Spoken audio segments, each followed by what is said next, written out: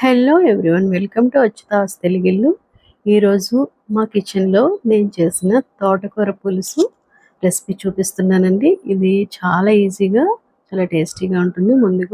ముందుగా ఒక glass water పెట్టుకుని అది కొంచెం మరిగడం స్టార్ట్ అయిన తర్వాత ఒక ఉల్లిపాయ, ఒక అర డజన్ పచ్చిమిర్చి చీరుకొని వాటర్లో వేసి దాంట్లోనే మనం శుభ్రంగా కడిగి పెట్టుకున్న తోటకూరను కూడా చిన్న చిన్న ముక్కలుగా కట్ చేసి వేసి దాంట్లోనే ఒక టమాటా ముక్కలు చేసి వేయండి.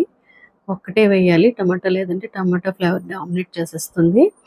ఇలా చక్కగా ఇవన్నీ కలిపి మూత పెట్టి ఒక 5 మినిట్స్ ఉడికించుకుంటే చక్కగా మెత్తగా ఉడికిపోతుంది. ఈలోపు మనం దీనికి సరిపడగా చిన్న నిమ్మకాయ సైజ్ అంత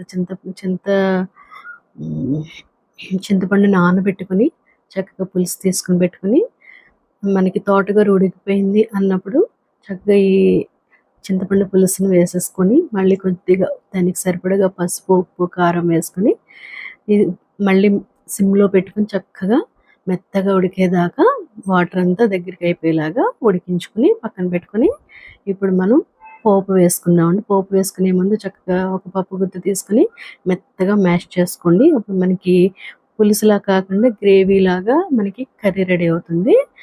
తర్వాత దీనికి చక్కగా మనం పోపు వేసుకుందాం. పోపులోకి కొద్దిగా ఆయిల్ వేసుకొని, ఒక 2 స్పూన్లు ఆయిల్ వేసుకుని దాంట్లో జీలకర్ర, ఆవాలు, మెంతులు, ఎండుమిర్చి, కొద్దిగా మినపగుళ్ళు.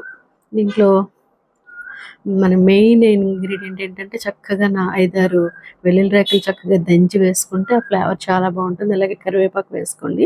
నా దగ్గర కరివేపాకు లేదు. ఇలా దోరగా వేయించిన పోపుని తీసుకొచ్చి మనం ఈ పులుసులో కలిపిన వెంటనే మూత పెట్టేసేయండి. అప్పుడు ఈ వెల్లుల్లి ఫ్లేవర్ అంతా పులుసుకు పట్టి చాలా మంచి టేస్ట్ ఉంటుంది. గోంగూర పులుసుని మించిన టేస్ట్ ఉంటుంది. తప్పనిసరిగా ఒకసారి ట్రై చేసి చూడండి.